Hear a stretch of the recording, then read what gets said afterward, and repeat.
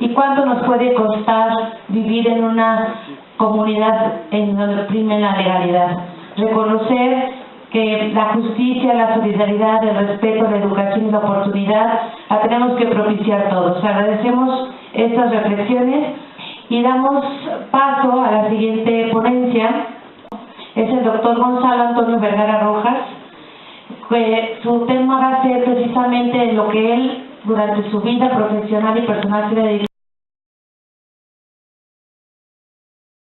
Recibió la medalla Gabino Barreda, donde obtuvo su título en 1982, y esta medalla es por sus logros profesionales, por un gran promedio.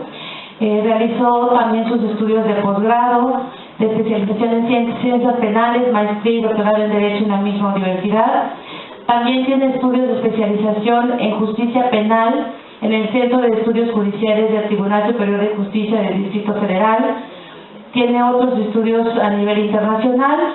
Ha impartido cátedra en la Facultad de Derecho también de la UNAM, en la unidad de posgrado. También ha participado en la Universidad del Valle de México y en el Instituto Tecnológico de Estudios Superiores de Monterrey.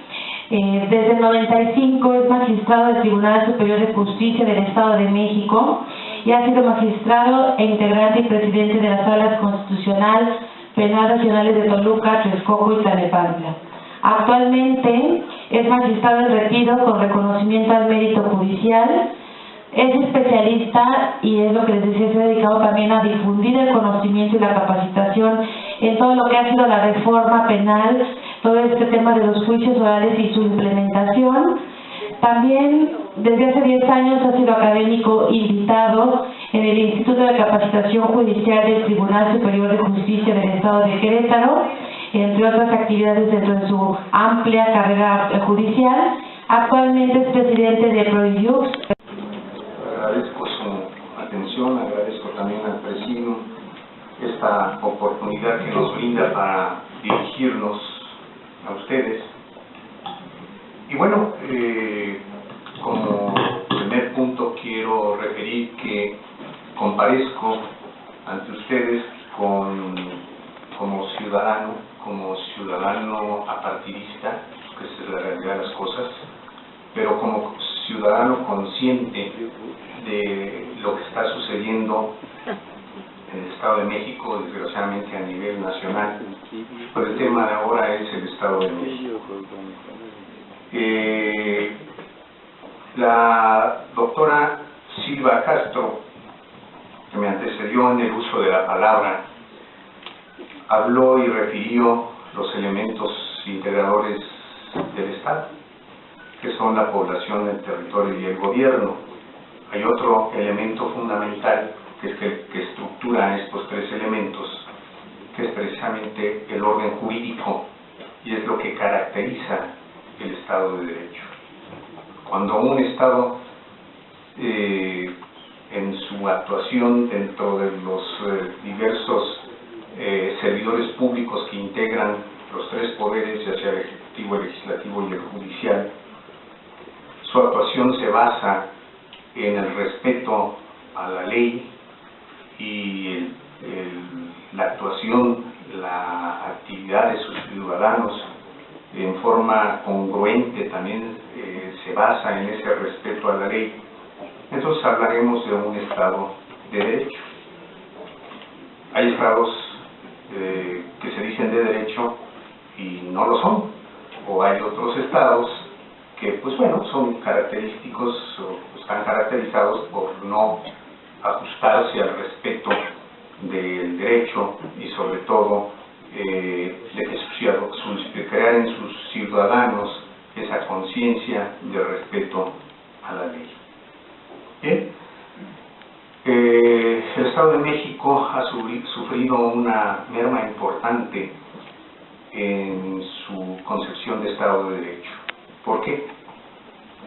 Porque tenemos que dos de los factores importantísimos que caracterizan ese Estado de Derecho es precisamente aquellas instituciones encaminadas a la procuración y a la impartición de justicia. desgraciadamente estas instituciones actualmente se encuentran trastocadas, es decir, tenemos problemas de eficiencia muy importantes tanto en la procuración como en la administración de justicia. ¿Esos problemas a qué responden? Responden fundamentalmente a dos elementos que no se pueden ya soslayar. Uno, la simulación y la corrupción.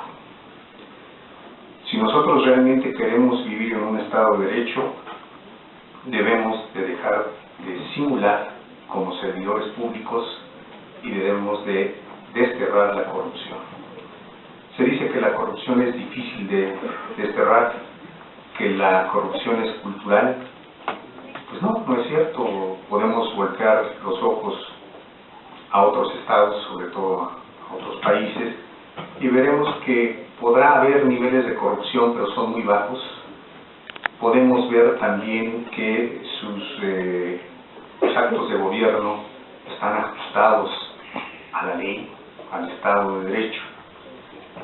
Sin embargo, hemos observado que estos dos conceptos que han viciado un Estado de Derecho, como es la simulación y la corrupción, pues las evidenciamos en forma muy tangible a nivel de procuración y administración de justicia.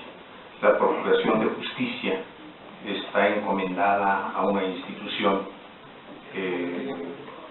pública, desde luego, que es la Procuraduría General de Justicia, y que se está transformando en Fiscalía General.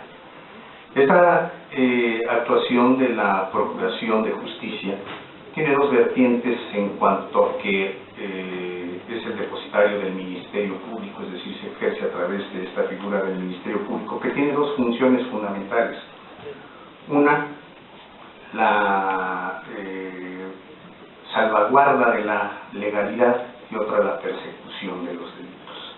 Es decir, cuando escuchamos el concepto de Ministerio Público, debemos de entender que se trata de un servidor público que depende del Ejecutivo en la actualidad, aunque la Fiscalía ya se establece que va a ser autónomo, que tiene por objeto precisamente salvaguardar que todo lo que suceda en el ámbito del Estado sea conforme a la legalidad. Y la otra importantísima función, que es la persecución de los delitos. Bueno, a raíz de la reforma del 18 de junio del 2008, que pasamos de un sistema de justicia anacrónico, desigual, injusto, a un sistema de oralidad, se planteó a través de esta reforma constitucional, en paréntesis ya llevamos 8 años, una reforma integral al sistema de justicia, precisamente para garantizar ese respeto irrestricto a los derechos humanos. Esta reforma ya se implementó, se ha estructurado con deficiencias operativas. Sin embargo, existe la reforma y la estamos impulsando porque es una reforma correcta, es una reforma que beneficia a la ciudadanía. Sin embargo, pues bueno, esta reforma ha sido politizada, es decir, la injerencia de un poder sobre el otro, eso afecta a la autonomía, eso afecta a una serie de circunstancias, y eso nos ha llevado a que esta reforma pues vaya con claros oscuros, avanzando, retrocediendo, etc. Como reforma integral, también abarcaba al Poder Judicial, y al Poder Judicial no nada más del Estado de México, sino de toda la República, con base en este sistema de justicia. Quiero decirles que el Poder Judicial, como uno de los tres poderes del Estado, en un Estado de Derecho, tiene una característica que es muy propia y que es la que le da la diferencia frente a algún otro poder, que es la de ser autónomo e independiente. Es decir, el Poder Judicial tiene que realizar su función sin injerencia de sus miembros que integran el Poder Judicial, pero sobre todo sin injerencia de ningún otro poder, es decir, del Poder Ejecutivo, y el poder legislativo. Cuando un poder judicial no actúa en forma autónoma e independiente, estamos hablando de que el Estado de Derecho está mermado. Bien, ¿cuáles son los vicios que tenemos precisamente en el sistema de justicia, sobre todo en el mexiquense? Pues tenemos precisamente esto, que está mermado desde el punto de vista de la Procuración de Justicia. Qué bueno que ya hay una Fiscalía General que se está creando, en donde la actuación del fiscal general se entiende que va a ser autónoma e independiente. Tenemos un poder judicial que desde el punto de vista constitucional también es autónomo e independiente, pero que desde el punto de vista real no lo son, ¿sí? Esta situación, desde luego que afecta mucho, porque la procuración y la impartición de justicia, es decir, la persecución de los delitos y la aplicación de la ley para sancionar precisamente estos hechos delictuosos, se vuelve ineficaz. ¿Por qué? Porque tenemos problemas operativos muy fuertes, que no provienen del sistema de oralidad penal, no, provienen de la forma en que se está operando el sistema. Desgraciadamente no es tampoco privativo del Estado de México, también en otros estados de la República está sucediendo exactamente lo mismo, pero sin embargo, el Estado de México es uno de los estados más poblados de la República Mexicana, aproximadamente ya somos 18 millones de habitantes. ¿Hasta dónde llega el problema a nivel de procuración de justicia? Según los datos que se tienen del INEGI, el año pasado se denunciaron 221,000, se recibieron 221,000 denuncias que implicaron la formación de otros tantos carpetas de investigación. De esas 220,000 denuncias, más del 50% correspondieron a robos, homicidios, secuestros, sobre todo robos en esa jerarquía, violaciones, pero bueno, si atendemos a que el 55% correspondieron a robos, significa que algo está pasando, ¿sí? Y algo está pasando muy importante. De esas 221,000 casi denuncias, resulta que en el último informe que se da en el Poder Judicial, tenemos que corresponden de 240,000 asuntos radicados en el Poder Judicial Estatal, 7.4 correspondieron precisamente a la materia penal. Si tomamos en cuenta que el año pasado, y esta estadística es del año pasado, hubieron 220,000 denuncias y solamente el 7.4 llegó a juzgado, ¿sí? Estamos hablando de 15,000 asuntos resueltos en materia penal. Y los otros 205,000 asuntos, ¿qué sucedió? No ha sucedido nada. Están en rezago. Si sumamos el rezago más o menos equivalente de 5 años para acá, tenemos un rezago de casi 1 millón de carpetas de investigación, ¿sí? Esto es muy grave. ¿Por qué? Porque puede hacer que el sistema colapse, ¿sí? Y cuando colapsa el sistema, se presentan consecuencias muy, muy graves. ¿Cuáles son los signos más evidentes del colapso o de un próximo colapso del sistema? Es precisamente la ineficiencia y sobre todo signos evidentes de corrupción y de simulación, ¿sí? ¿Cuándo se simula? ¿Qué significa la palabra simular? La palabra simular significa mentir, dar apariencia de real cuando algo no lo tiene. Y la corrupción, obviamente, se basa normalmente en la simulación. Hay distintos tipos de corrupción, pero la más conocida es la corrupción económica, ¿sí? Cuando esta situación sucede y se empieza a palpar por la sociedad y se genera la intranquilidad y observamos que la gente se empieza a hacer justicia por propia mano, está pasando algo muy grave. Cuando encontramos, por ejemplo, en el Poder Judicial que los jueces se nos están enfermando, se nos están muriendo, sus familias se empiezan a desintegrar porque no conviven con sus familiares y hay que defenderlos de la misma autoridad, algo muy grave está pasando. Y eso es lo que está pasando. En el Estado de México tenemos una deficiencia, cuando menos, del 150% de jueces. ¿Sí? Los jueces no son los culpables. Lo que está sucediendo precisamente es que la operatividad del sistema no está funcionando.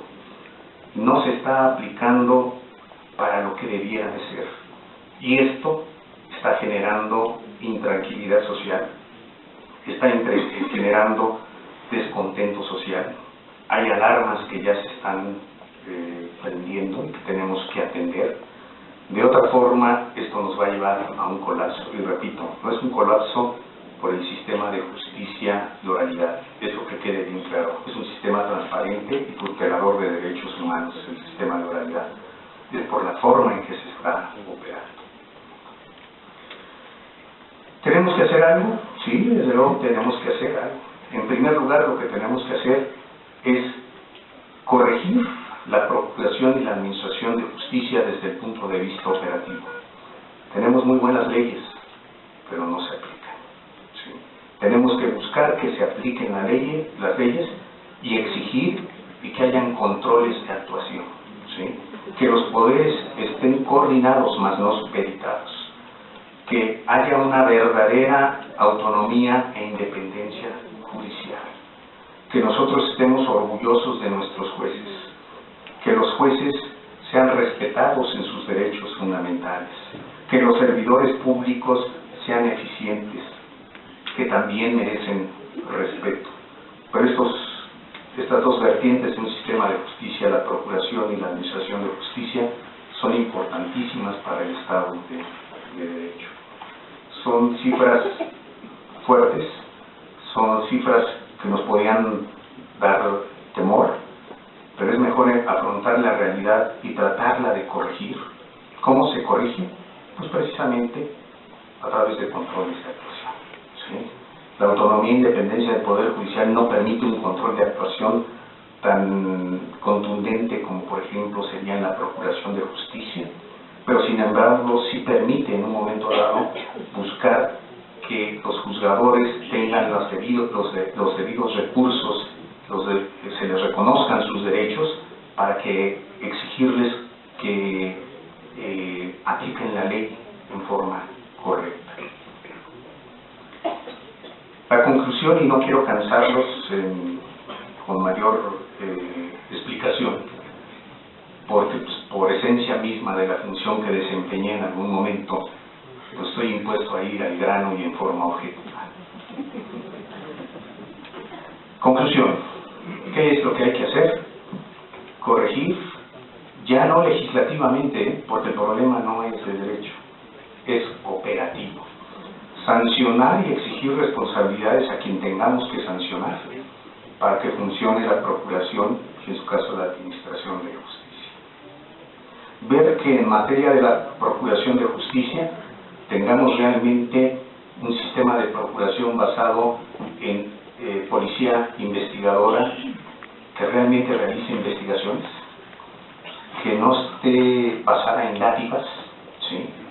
Que realmente haya controles eficientes y el que no cumpla que se vaya a su casa con toda la pena de la ley, con toda la pena de la sociedad, porque depositó en una persona ese servicio y ha sido defraudado precisamente por una prestación indebida del servicio, y que cualquier servidor público que incumpla tenga que rendir cuentas.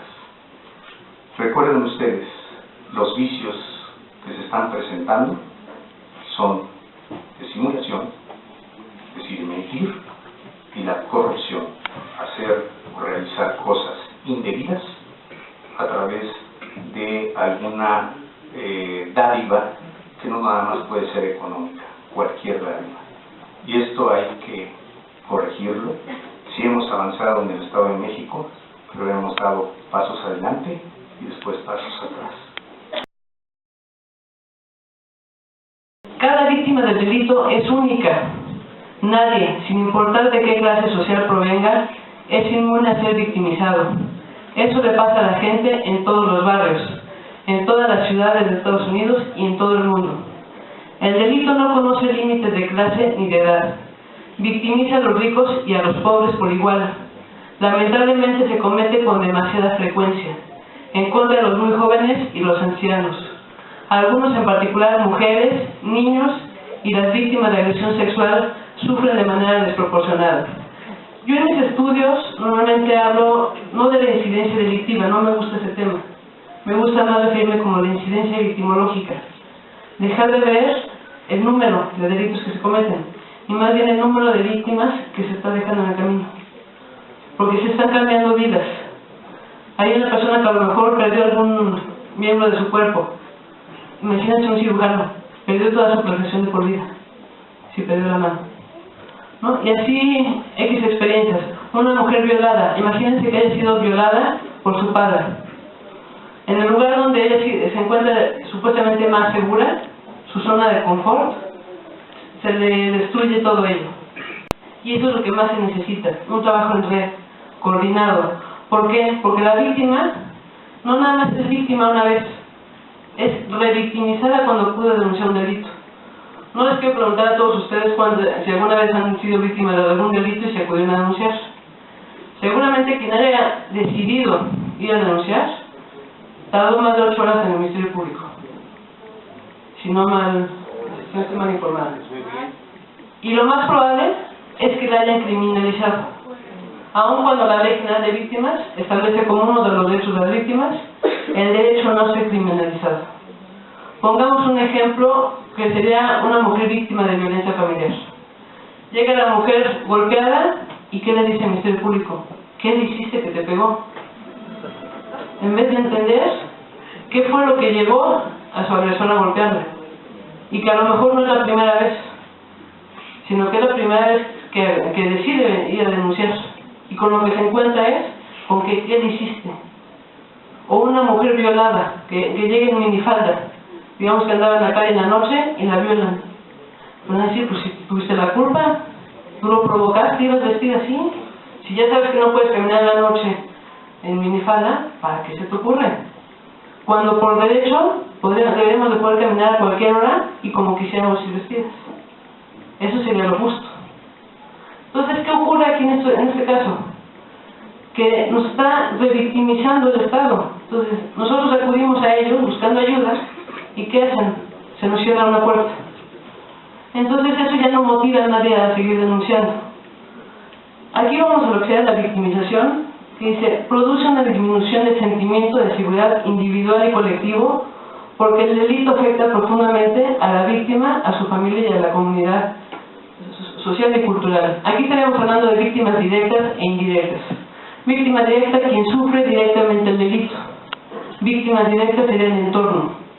Vámonos a un caso de secuestro. Yo me entero que a mi vecino lo secuestran, si tengo posibilidades me voy de aquí. O contrato seguridad, o cambio de vehículo, lo que sea. Pero ya me está afectando a mí económicamente y emocionalmente. ¿Por qué? Porque voy a sentir que estoy en el riesgo de convertirme yo en la próxima víctima. Después dice, la transgresión del sentimiento de inviolabilidad, porque la mayoría de las personas tienden a vivenciarse inmunes a los ataques. Siempre pensamos que a nosotros no nos va a pasar. Le pasa al otro porque no se fijó. Pero a mí no, porque yo siempre estoy al pendiente. Las redes sociales, como comentaba hace rato, son un gran riesgo para convertirse en víctima del delito. Uno sube demasiada información que prácticamente le dice a los delincuentes, esto es secuestrable, es muy buen negocio. Después dice, crea una situación traumática que altera definitivamente a la víctima y a su familia. ¿Qué pasa si yo soy víctima de un delito? Voy a denunciar, el Ministerio Público me trata mal, decido irme. ¿Qué es lo que puede llegar a suceder? Una, me quedo con mi dolor. Segunda, busco yo la violencia, la venganza. Me convierto en victimario. Y a lo mejor el sistema de justicia a mí sí me va a alcanzar. Entonces ya estuve yo en la cárcel, ¿pero por qué? Por la inoperancia del Estado. Por la falta de protección. La que sigue, por favor. Aquí es importantísimo el tema de las encuestas de victimización. Les digo, nunca van a encontrar encuestas de victimización como tal. Van a encontrar el número de delitos denunciados, nada más. Pero ese número de delitos denunciados no quiere decir que sean de todas estas las víctimas.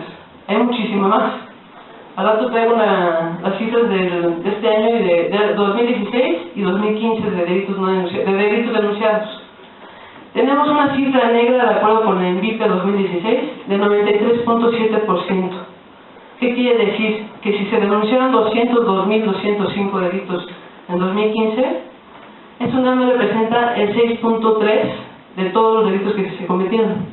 Es decir, que se cometieron más de 1 millón de delitos. Yo lo quiero comentar ahorita al magistrado. Si se denunciaran todos, el sistema colapsa en un día.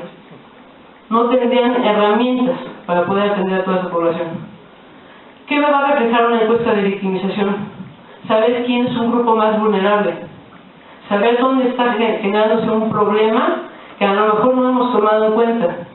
Vámonos al caso del niño con la mochila en Monterrey, que mató a la maestra y a sus compañeros. Bueno, no sé si los mató, no sé. Bueno, pero después se murió. Toman medidas preventivas de revisar una mochila. Esa no es la solución. La solución es ir a buscar qué llevó al niño a tomar un arma y llegar a matar a sus compañeros y a la maestra, porque era el objetivo. Y hay que investigar si ese niño a lo mejor está siendo víctima de violencia familiar. ¿Y qué hizo? Pues se desahogó. O bien, si a lo mejor ya había sido agredido en la escuela anteriormente. Se tiene que buscar el factor que está llevando a estas actuaciones de violencia. Porque si bien, si no lo lleva a la escuela de armas, los mata afuera. Si ve que ya no puede meterla, va a buscar los mecanismos.